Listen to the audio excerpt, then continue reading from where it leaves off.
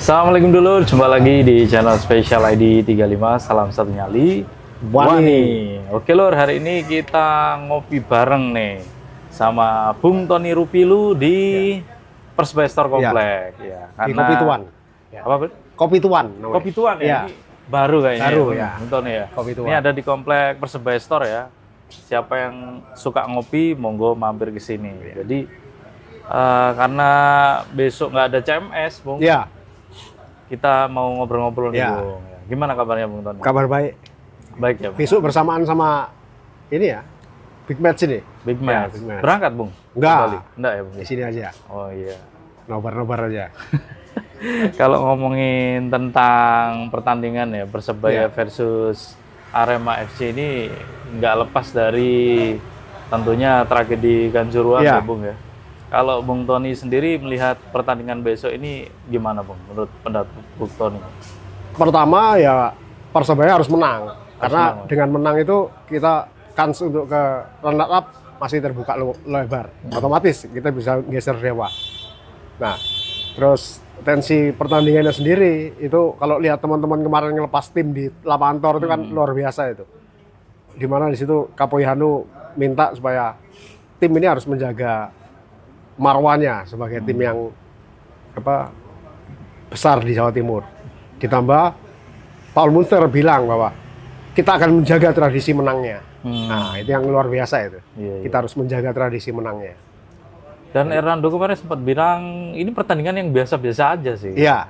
Ya enggak apa-apa. Hernando boleh beranggapan itu untuk menenangkan, itu kan upaya pemain untuk secara psikis dia menenangkan bahwa ini pertandingan biasa. Nah, luar biasanya adalah 3 poinnya Pak pulang ke Surabaya. Nah, itu luar biasanya. Memang pertandingannya semua biasa, tapi yang menjadi luar biasa adalah 3 poin itu harus bawa pulang ke sini. Itu.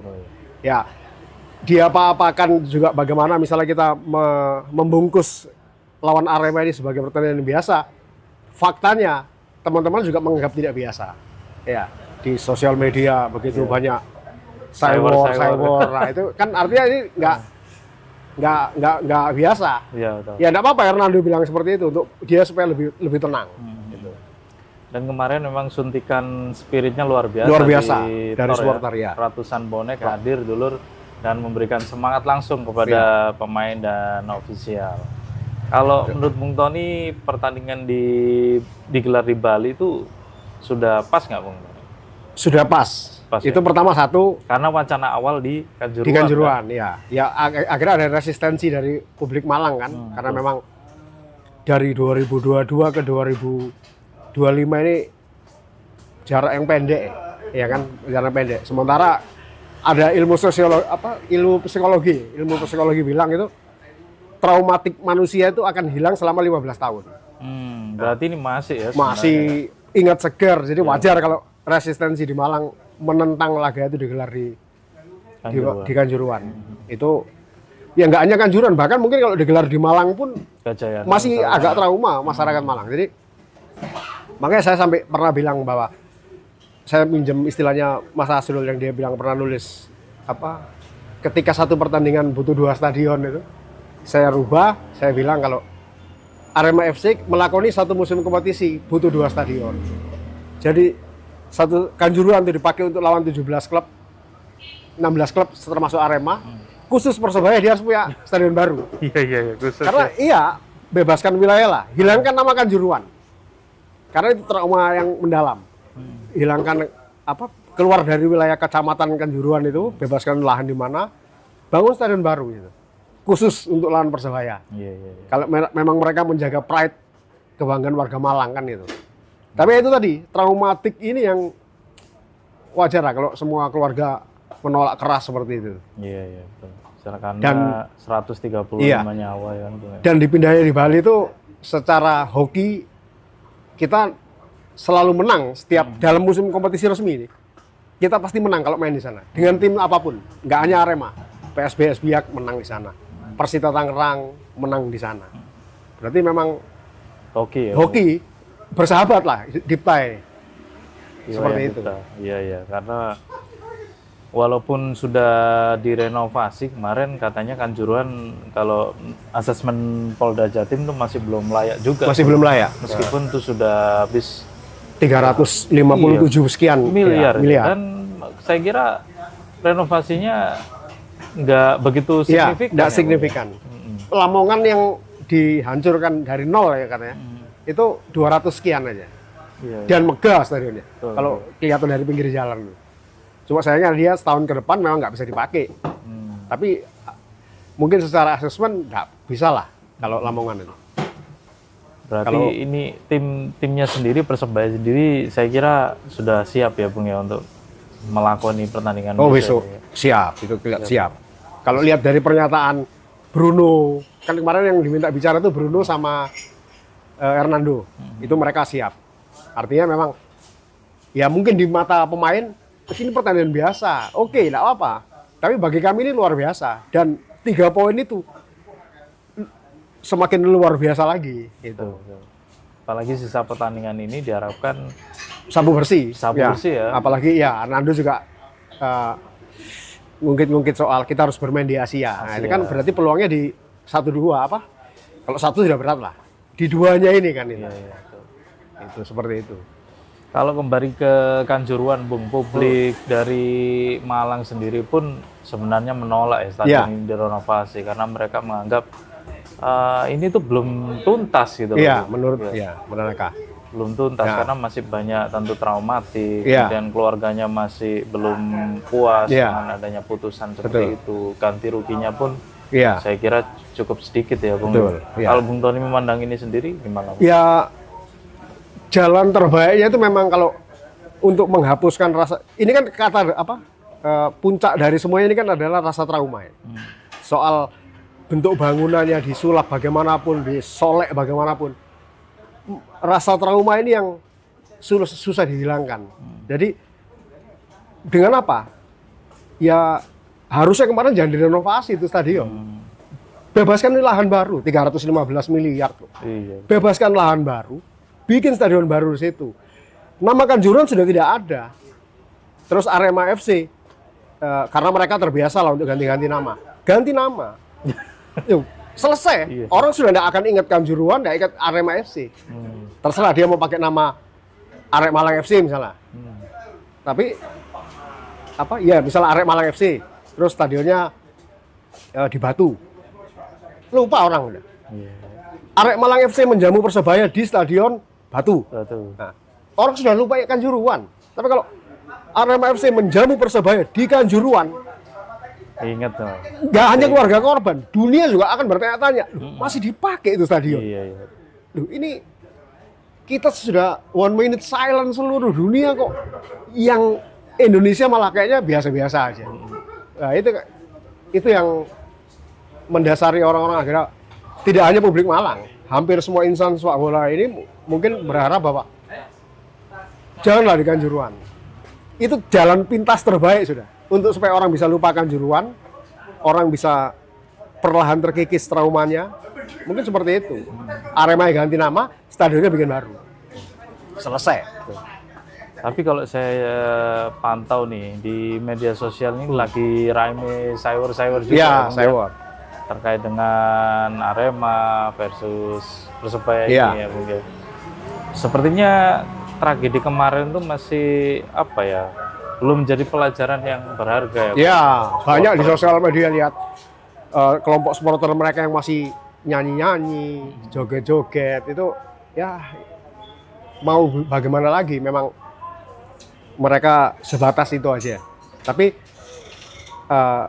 saya suka dengan beberapa teman-teman yang dia cybernya itu secara data. Dalam arti perjumpaan kita dengan Arema itu sejak kita kembali ke Liga 1 yang turnamen kompetisi resmi itu Arema belum pernah kalahkan kita di kompetisi resmi sejak 2017. Sejak kembali ke Liga 1 di kompetisi resmi bermain di tempat netral, Arema tidak bisa kalahkan kita. Tapi kalau kita pernah kalah 4-0 di Kanjuruhan, nah itu memang kompetisi resmi. Tapi ini kita ngomong yang di tempat netral. Arema tidak pernah menang. Itu catatan. Nah, data itu yang dipakai teman-teman sebagai Cywar. Harusnya memang seperti itu. Nggak usah lagi lah Cywar yang mengungkit-ungkit kedukaan kayak 135. Itu sebagai reminder aja, sebagai pengingat bahwa air matanya ibu-ibu, bapak-bapak ini belum kering gitu. Jadi hargailah ibu-ibu dan bapak-bapak yang belum kering ini. Jadi narasi Kanjuruhan akan dipakai kembali di menjamu Persebaya itu hilangkan. Karena itu tadi ya, trauma itu. Seperti itu. Dan kita berharap udahlah tragedi Kanjuruhan itu yang terakhir. Yang terakhir ya untuk sepak bola di Indonesia. Karena itu memang peristiwa berdarah. Betul. Dengan jumlah nyawa seperti itu. Jadi memang PSSI atau instansi terkait di dalam penyelenggaraan sepak bola liga ini sudah mulai memikirkan itu. Karena musim depan ya kan gitu lagi. Kanjuruhan tidak akan pernah dipakai untuk jamu Persebaya musim depan. Tetap ada resistensi dari warga Malang. Musim selanjutnya. Nah, terus buat apa stadion itu direnovasi? Iya. Kan gitu. Atau jangan-jangan Persebaya tidak dianggap sebagai tim Liga 1 Indonesia. Harus main di tempat lain. Kan kasihan juga. Iya. Seperti itu. Ya memang apalagi sekarang kan kemarin bonek sudah diterima di Jakarta, Bung, sama Jackmania. Ini kok PSSI ini wacana untuk memperbolehkan away ini belum ada. Iya. Ya itulah. Saya sampai heran juga. Ini sampai kapan gitu? Yang larangan away ini kok sepertinya tim-tim ini setiap satu musim kompetisi di 17 laga away mereka harus menyiapkan 25 juta kali 17. Nah, kemarin harus ada anggaran itu. Padahal harusnya kan kalau di Jakarta kemarin panpelnya Jakarta yang kena denda. Kemarin Persebaya kan juga didenda. Alasannya pembiaran katanya. Kan gitu. Jadi Jakarta dianggap membiarkan supporter tamu datang dan Persebaya dianggap membiarkan supporter away. Nah, kayak gitu. Jadi ini ya mungkin musim-musim ke depannya setiap klub ini dia harus punya anggaran khusus. Ya tadi 25 juta kali 17 laga away. Tapi itu, Bung, kalau dilihat dari komisi disiplin ini kok sepertinya tebang pilih ya, Bung, ya dalam menerapkan betul. Hukuman atau sanksi. Ada Persebaya disanksi, kadang klub lain enggak. Supporternya juga enggak disanksi. Ya pastinya mereka pakai data kan. Datanya ada tangkapan foto, mungkin ada gelombang supporter yang datang beratribut atau apa. Nah mungkin yang nggak disangsi itu kecil-kecil. Dia betul-betul bersembunyi pakai tidak beratribut terus apa. Tapi ketika mereka tidak beratribut pun di dalam stadion bernyanyi atau bersorak, kan matchcom-nya ada di dalam. Harusnya tetap tahu ada supporter datang. Nah, tetap harusnya. Tapi ya itu tadi, mungkin mereka punya pertimbangan lain. Betul. Itu yang diharapkan ya itu tadi. Sampai kapan ini larangan away ini? Itu kan gairahnya sepak bola di situ. Jadi lucu lah ketika kita ini secara tim nasional bermimpi ke pentas dunia ya, Piala Dunia, terus di negara-negara lainnya tanya, oh ini Indonesia ya? Iya. Yang kompetisinya supporter away dilarang datang. Karena aturan itu kan di luar nggak ada sama sekali. Nggak ada. Jadi ya itu nanti kita akan jadi olo-oloan gitu. Jadi Indonesia selamat datang di Piala Dunia. Gimana kompetisimu? Supporter away boleh datang nggak?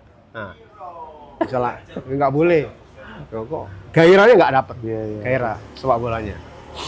Sementara itu hampir semua tim pasti kalau di preskon bilang bahwa kehadiran supporter itu sangat menjadi pemain ke-12 mereka. Kan itu. Tapi direduksi. Juga menghidupkan UMKM kita. Kalau bahasa Mas Asa, away equity itu ya. Jadi equity. Bisa menghidupkan perekonomian semuanya. Itu. Ya kita berharap nanti PSSI mencabut ya regulasi semoga. larangan away itu. kemarin kan itu pilot project lah, ya, yang lawan Jakarta itu. Harusnya pilot project, di mana waktu Jakarta ke sini dengan jargon bawa adem, kita ke Jakarta unjung-unjung, luar biasa. Itu sampai ini bahasa, ya ini bahasa silaturahmi ya itu. Apalagi habis raya kan, unjung-unjung, luar biasa. Kalau pertandingan besok ini kan Arema versus Persebaya kan di tempat netral dan nggak boleh ada tanpa penonton. Ya. Jadi ya itu keuntungan kita di situ, tanpa penonton. Artinya Persebaya ini memang tim yang tahan banting, dalam arti tidak ada yang penonton, ya mereka tetap oke. Terlebih ngelawan Arema ini, yang mana tekanan supporternya yang sangat luar biasa, bahwa lawan Arema ini sampai ada narasi yang bilang bahwa boleh kalah sama tim lain asal jangan Arema itu kan. Nah itu yang mungkin membebani pemain, akhirnya mereka bilang ini anggap aja ini laga biasa, supaya kita bisa all out. Dan bagaimana caranya supaya Arema sendiri itu justru yang tertekan dengan traumatik dari kejadian Kanjuruhan. Karena pemain yang hari ini di Arema ini mereka nggak menjamani tragedi, paling 1-2 pemain aja yang menjamani itu. Jadi ketika teman-teman supporter ini semua mengingatkan bahwa pertemuan kalian ini ada 135 nyawa melayang. Paling ya 2-3 pemain aja yang masih teringat gitu. Seperti kalau bahasanya Coach Joko Susilo musim lalu di PT IKA, beliau press conference itu bilang, ada pemain kami yang sampai detik ini, waktu itu kita menang 1-0, penaltinya Malang digagalkan Hernando itu. Coach Joko bilang, sampai detik ini itu ada pemain kami yang masih trauma melihat rumput. Nah, sampai segitunya. Lihat rumput hijau itu trauma mereka. Nah, artinya memang ini saat sulit dilupakan. Itu. Kok dengan tiba-tiba mereka dengan PD, nanti peresmian pembukaannya kita gelar laga. Waduh, ini bangsa amnesia atau gimana? Iya. Kok begitu aja? Nggak salah kalau publik Malang menentang keras itu. Betul. Tapi dengan adanya main di Bali ini, itu sudah pilihan yang bagus. Itu karena selama ini memang Bali tempat yang netral. Karena kalau di Blitar itu jaraknya pendek. Dan potensi kehadiran kedua supporter juga tinggi. Jadi tinggi. Mending meskipun di Bali juga ada bonek Bali. Ada bonek Bali, ada Arema Dewata apa ya. Tapi nggak semasif yang di. Ya, nggak semasif ini sih. Setidaknya panpel pihak Kabupaten Gianyarnya itu punya kesiapan sendiri. Ya, di samping kesiapannya panpel Aremanya, pihak Gianyar juga ada kesiapan sendiri. Dan itu sulit ditembus sama kedua supporter tadi. Seperti itu. Ya, kita harapkan nanti pertandingan berjalan aman dan kondusif, Pak Agung ya. Buat teman-teman bonek, ramaikan nobar-nobar. Nggak usah nekat berangkat ke Bali karena memang di sana juga tanpa penonton. Penonton tanpa supporter, jadi kalian nggak mungkin bisa masuk. Betul. Rugi juga kalau ke sana. Karena kita walaupun nonton di big screen, itu kita juga ngawal. Betul. Kan gitu. Ngawal dan mendoakan juga. Ngawal dan mendoakan. Timbang kita ke sana, tidak masuk stadion, jadi turis juga gitu. Karena Bali itu diapa-apakan juga tempat wisata gitu. Iya. Kalau orientasinya kita nggak bisa masuk ke dalam stadion, ujung-ujungnya duduk di pantai. Iya. Mending kita ramaikan nobar-nobar. Gitu. Ngopinya, Bung? Ya. Ngopi dulu, Bung. Ngopi dulu.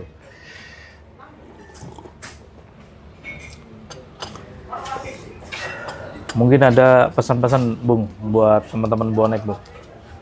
Ya, yang pasti untuk khusus lawan Arema ini, itu kita tetap fokus di Persebayanya, seperti yang Coach Munster juga kadang-kadang itu, kita harus fokus di Persebayanya. Dan secara kemanusiaan kita juga mengingatkan ini bukan kita begejean ya, istilahnya kamu memanfaatkan 135 ini sebagai bahan olok-olokan, bukan. Kita tidak mengolok, kita berdoa, kita mendukung keluarga korban yang menolak itu. Artinya kejadian Kanjuruhan itu bukan peristiwa orang Malang, peristiwa dunia, peristiwa nasional.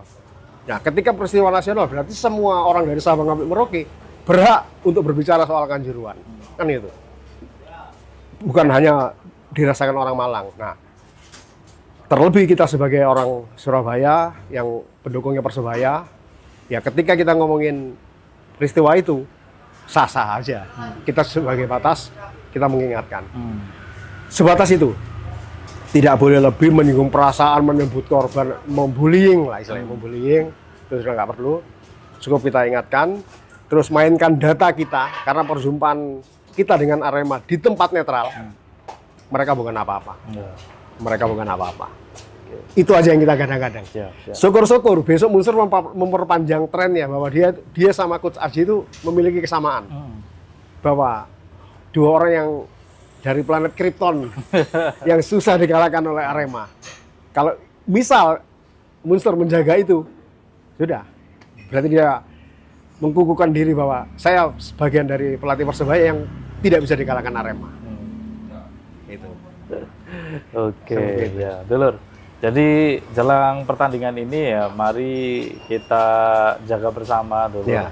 Jangan ada provokasi-provokasi lah. Kalau sewor-sewor ya itu wajar. Ya, sewor-sewor wajar lah. Di sepak bola wajar itu. Namanya juga rival ya. Jadi ya tapi tetap harus dijaga ya etikanya. Ya. Jangan menyinggung siapapun. Betul, apalagi kalau orang-orang yang sudah meninggal. Ya, itu kita etika dijaga. Tapi kalau sewor untuk menyinggung ofisialnya mereka, itu silakan. Iya, betul. Saya sering kok nulis nyinggung ofisialnya mereka. Karena dia apa-apakan ya itu tadi.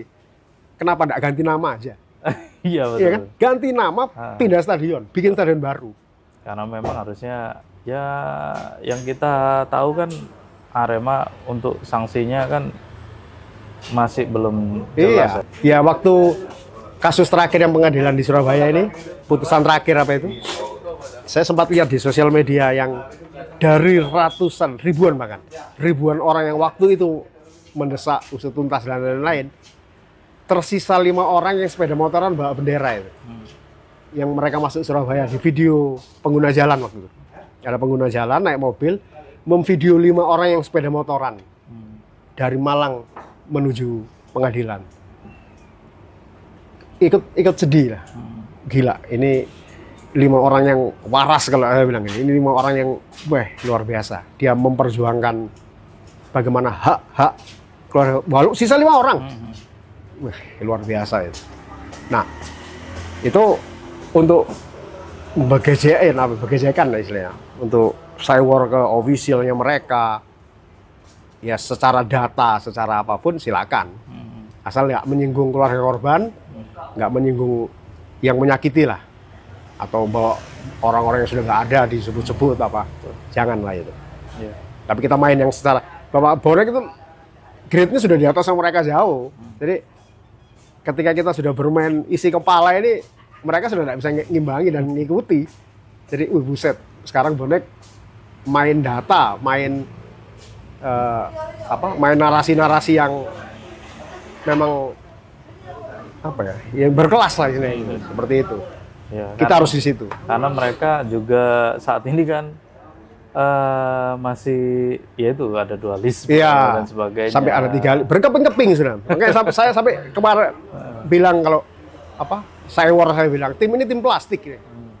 Tim plastik. Plastik itu kalau saya tidak suka bentuknya seperti ini. Bakar lagi, dibentuk lagi. Itulah tim plastik. Jadi dia akan bisa berganti nama, berganti apapun, bisa itu. Karena mereka memang punya DNA di situ. DNA untuk ganti-ganti nama. Nah, maksudnya kalau sewor main di zona itu, gitu. Karena fakta memang mereka jadi 3, nama itu gonta-ganti bolak-balik. Fakta itu. Nah, bersewor lah di situ. Itu.